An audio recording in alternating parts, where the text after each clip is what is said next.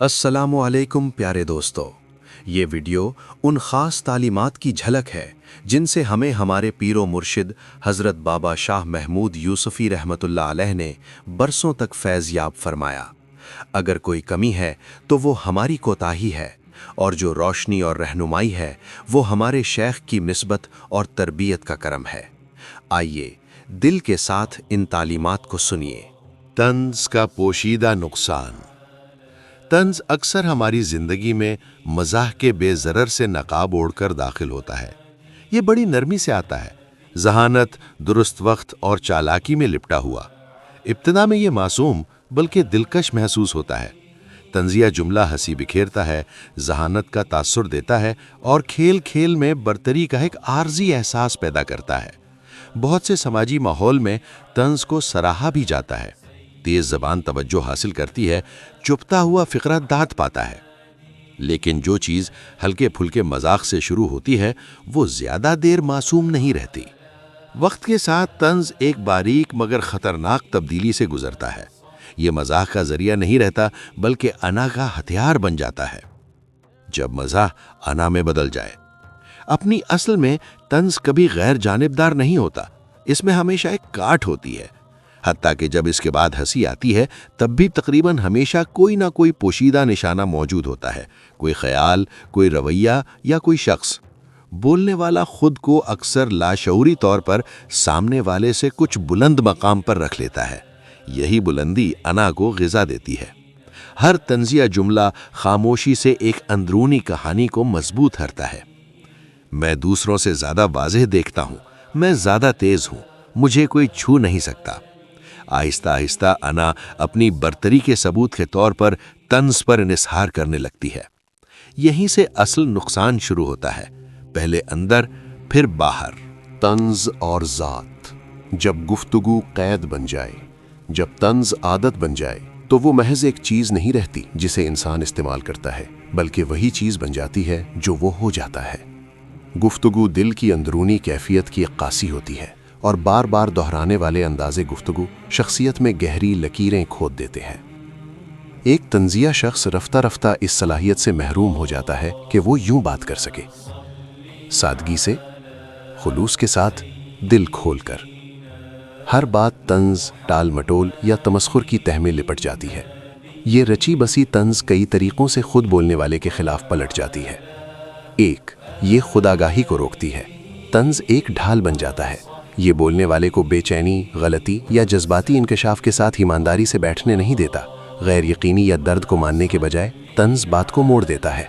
आजिज़ी के बजाय चालाकी आ जाती है। वक्त के साथ इंसान जज्बाती तौर पर नाकाबिल रसाई, हत्ता कि खुद अपने लिए भी हो जाता है। दो, ये खुलूस को कमज़ोर कर देता है। जब हर जुमले में चुभन हो तो अल्फाज का वज़न ख़त्म हो जाता है। तारीफ़ खोखली लगती है, माजरत बेजान महसूस होती है, नसीहत तहक़ीर आमेज़ लगती है। नीयत अच्छी भी हो तो लहजा उसे कमज़ोर कर देता है। लोग सुनना छोड़ देते हैं, इसलिए नहीं कि बात गलत है बल्कि इसलिए कि अंदाज गैर महफूज महसूस होता है। तीन, ये अना की मश्क करवाता है। सबसे ख़तरनाक बात यह है कि तंज अना को मुसलसल मश्क फराहम करता है। हर फ़िक्रा गुरूर, फ़ैसला साजी और अंदरूनी दूरी को मजबूत करता है। बोलने वाला एक ऐसी अदाकारी में कैद हो जाता है जिससे निकलना उसके लिए मुमकिन नहीं रहता। जो चीज़ कभी ताकत बख्श महसूस होती थी वो आहिस्ता आहिस्ता घुटन बन जाती है। ये अंदरूनी नुकसान इत्तफाकी नहीं, रूहानी रिवायात सदियों से खबरदार करती आई हैं कि बेकाबू ज़बान खुद तबाही का तेज़ तरीन रास्ता है। गुफ्तगू बतौर रूहानी मैदान जंग। हज़रत बाबा शाह महमूद यूसुफ़ी रहमतुल्लाह अलैह फरमाया करते थे कि जो शख्स अपनी ज़बान पर काबू नहीं रख सकता उसका रूहानियत में कोई मकाम नहीं। ये शायराना मुबालगा नहीं बल्कि एक दक़ीक़ तशख़ीस है। गुफ्तगू महज राब्ता नहीं, ये बातिन इंसान का तसलसल है। जब ज़बान बेलगाम हो तो बातिन भी बेलगाम होता है। जब ज़बान तेज़ हो तो दिल भी तेज़ होता है। जब ज़बान लापरवाह हो तो रूह नंगी हो जाती है। आपने तंबीह फरमाई कि दुश्मन इंसान ही की ज़बान को उसके खिलाफ इस्तेमाल करता है। तंज के मामले में ये बात ख़ास तौर पर सच है। तंज कंट्रोल महसूस होता है मगर हकीकत में ये सुपुर्दगी है। बोलने वाला समझता है कि वो ताकत चला रहा है, जबकि दरअसल उसकी अना को खुराक दी जा रही होती है, तरबियत दी जा रही होती है और उसी के खिलाफ हथियार बनाया जा रहा होता है। जब ज़बान खुद काम कर रही हो तो दुश्मन को किसी बैरूनी हथियार की ज़रूरत नहीं रहती। तंज ज़बान को इस बात की आदत डाल देती है कि दिल के गौर करने से पहले ही वार करे। یہ ضبط ادب اور نیت کو نظر انداز کر دیتا ہے، اور جب گفتگو ضبط کھو دے تو روحانیت ٹوٹ جاتی ہے، کسی ایک جملے سے نہیں بلکہ اس عادت سے جو بن جاتی ہے۔ طنز اور دوسرے اثر کا فریب۔ باہر کی دنیا میں طنز خاموشی سے رشتوں کو نقصان پہنچاتا ہے۔ کھلی دشمنی کے برعکس طنز سے انکار ممکن ہوتا ہے۔ میں تو مذاق کر رہا تھا، تم بہت حساس ہو، اتنی سنجیدگی سے مت لو۔ یہ جملے بولنے والے کو محفوظ رکھتے ہیں مگر سننے والے کو زخمی اور الجھا ہوا چھوڑ دیتے ہیں۔ طنز بغیر ظاہری صفاقی کے ذلیل کرتا ہے، بغیر ہمدردی کے اصلاح کرتا ہے، بغیر ذمہ داری کے تنقید کرتا ہے۔ وقت کے ساتھ لوگ خود کو چھوٹا، نظر انداز شدہ یا غیر محفوظ محسوس کرنے لگتے ہیں۔ اعتماد آہستہ آہستہ گھل جاتا ہے، کسی بڑے جھگڑے سے نہیں بلکہ چھوٹے چھوٹے زخموں کے جمع ہونے سے۔ طنز کا سب سے بڑا فریب یہ گمان کہ یہ لوگوں کو بدل دیتا ہے۔ ایسا نہیں ہوتا۔ جس کا مذاق اڑایا جائے وہ غور نہیں کرتا، وہ پیچھے ہٹ جاتا ہے۔ جسے کمتر دکھایا جائے وہ سدھرتا نہیں، وہ سخت ہو جاتا ہے۔ طنز کبھی دل کی حقیقی تبدیلی پیدا نہیں کرتا، زیادہ سے زیادہ خاموشی دیتا ہے، اور بدترین صورت میں رنجش۔ حقیقی تبدیلی کے لیے وقار درکار ہوتا ہے۔ طنز وقار کو چھین لیتا ہے جبکہ بصیرت دینے کا دعویٰ کرتا ہے۔ اسی لیے اس کے نشانے تقریباً کبھی نہیں نکھرتے۔ وہ یا تو دور ہو جاتے ہیں یا دفاعی رد عمل دکھاتے ہیں، اور رشتے کمزور پڑ جاتے ہیں یا ٹوٹ جاتے ہیں۔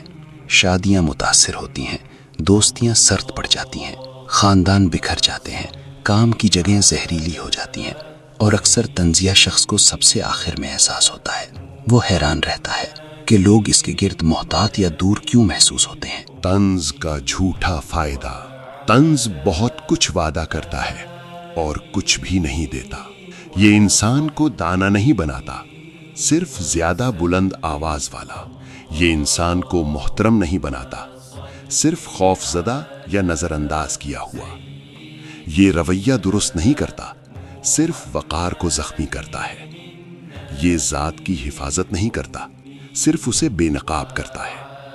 چند لمحوں کی ذہانت کا احساس باطنی سکون، روحانی نشوونما اور صحت مند رشتوں کے مقابلے میں بہت مہنگا سودا ہے۔ طنز جو سیکنڈوں میں کماتا ہے وہ برسوں میں چکانا پڑتا ہے۔ روحانیت میں خاموشی اکثر گفتگو سے زیادہ محفوظ ہوتی ہے۔ نرم الفاظ تیز الفاظ سے زیادہ طاقتور ہوتے ہیں۔ ضبط خود ایک قوت ہے، طنز ان تینوں کے خلاف کھڑا ہوتا ہے۔ ایک اور راستہ اختیار کرنا۔ طنز چھوڑنے کا مطلب یہ نہیں کہ مزاح، ذہانت یا سچائی چھوڑ دی جائے۔ اس کا مطلب ایسی گفتگو کا انتخاب ہے جو تعمیر کرے، غلبہ نہ جتائے۔ اس کا مطلب یہ ہے کہ خلوص کو کمزوری کے خوف کے بغیر جگہ دی جائے۔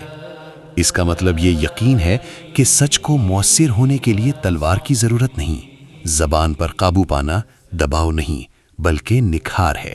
جب زبان سنورتی ہے تو دل بھی پیچھے پیچھے آتا ہے۔ جب زبان ضبط میں آتی ہے تو انا کمزور پڑتی ہے۔ جب انا کمزور ہو تو روحانیت کو بڑھنے کی جگہ ملتی ہے۔ طنز وہاں پروان چڑھتا ہے جہاں شعور غائب ہو۔ جیسے ہی شعور داخل ہوتا ہے طنز کی گرفت ڈھیلی پڑ جاتی ہے، اور اسی لمحے انسان بولنا شروع کرتا ہے، نہ متاثر کرنے کے لیے، نہ زخمی کرنے کے لیے، بلکہ ہم آہنگ ہونے کے لیے، حق کے ساتھ، عاجزی کے ساتھ اور خاموش قوت کے ساتھ۔ زبان کے لیے آخری پیمانہ۔ جب یہ شک پیدا ہو کہ کوئی بات کہنی چاہیے یا نہیں، تو ایک سادہ مگر بے لچک معیار موجود ہے۔ ٹھہریں اور خود سے پوچھیں، کیا رسول اللہ صلی اللہ علیہ وسلم ایسا کچھ فرماتے؟ کیا مولا علی یہ بات کہتے؟ اگر جواب ہاں ہے، اگر الفاظ رحمت، حکمت، ضبط اور وقار کے مطابق ہیں، تو بلا جھجک کہیں۔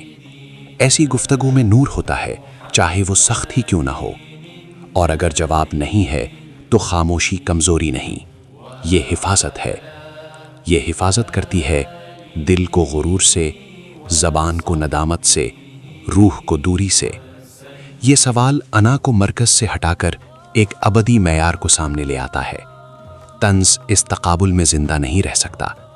تمسخر کھل جاتا ہے، چالاک سفاکی اپنی کشش کھو لیتی ہے۔ جو باقی رہتا ہے وہ ایسی گفتگو ہے جو نقصان کے بجائے شفا دیتی ہے، الجھن کے بجائے وضاحت دیتی ہے، کمتر بنانے کے بجائے بلند کرتی ہے، اور اسی ضبط میں روحانیت محفوظ رہتی ہے، رشتے بچتے ہیں، اور زبان دشمن کے ہتھیار بننے کے بجائے ادب، حق اور قربت کا ذریعہ بن جاتی ہے۔